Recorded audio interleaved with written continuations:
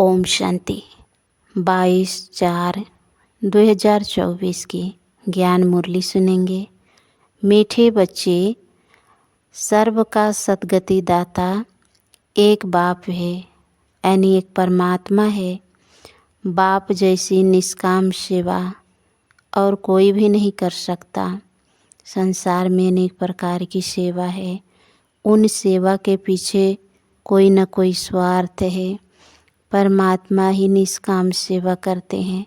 प्रश्न: new world स्थापन करने में बाप को कौन सी मेहनत करनी पड़ती है?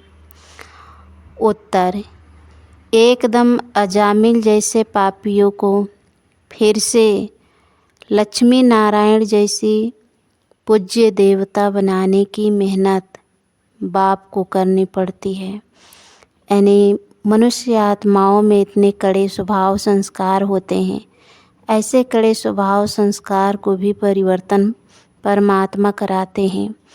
बाप तुम बच्चों को देवता बनाने की मेहनत करते हैं, बाकी सर्व आत्माएं वापस शांति धाम जाती है। हर एक को अपना हिसाब किताब चुकतू कर लायक बनकर वापस घर जाना है। कहाँ जाना है? परम धाम जाना है, जहाँ से हम आत्माएं इस सृष्टि रंगमंच पर आकर शरीर रूपी चोला धारण कर पाठ बजा रहे हैं। गीत: इस पाप की दुनिया से कहीं दूर ले चलो प्रभु। जब हम दुखी होते हैं, अशांत होते हैं, तो उस परमात्मा को पुकारते हैं। दूसरी दूर ले चलो।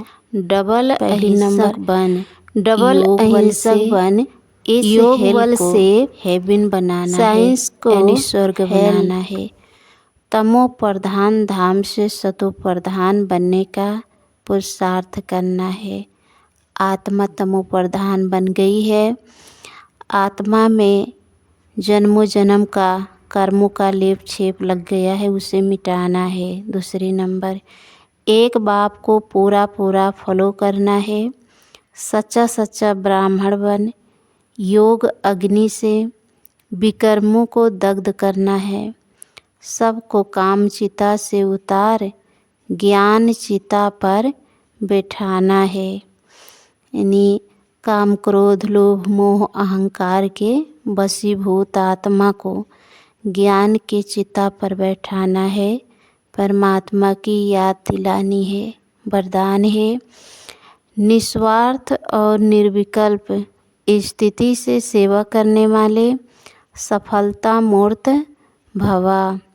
विस्तार है: सेवा में सफलता का आधार आपकी निस्वार्थ और निर्विकल्प स्थिति। ये कोई भी सेवा करते हैं तो उसमें कोई भी प्रकार का स्वार्थ ना हो। निर्विकल्प स्थिति में रहकर जब हम सेवा करते हैं तब सफलता प्राप्त होती है। इस स्थिति में रहने वाले सेवा करते स्वयं भी संतुष्ट और हर्षित रहते और उनसे दूसरे भी संतुष्ट रहते।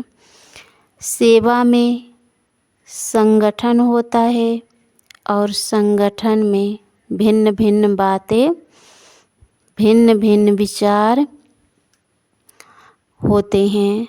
संगठन में अनेक आत्माएं होती है, तो सभी का अपना अपना सोच होता है। तो बाबा कहते हैं, लेकिन अनेकता में मूझो नहीं। ऐसा नहीं सोचो कि किसका माने किसका नहीं माने। निस्वार्थ और निर्विकल्प भाव से निर्णय लो।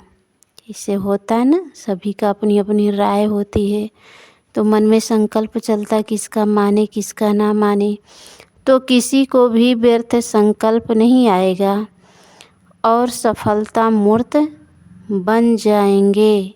स्लोगन है: अब सकाश द्वारा बुद्धियों को परिवर्तन करने की सेवा प्रारंभ करो।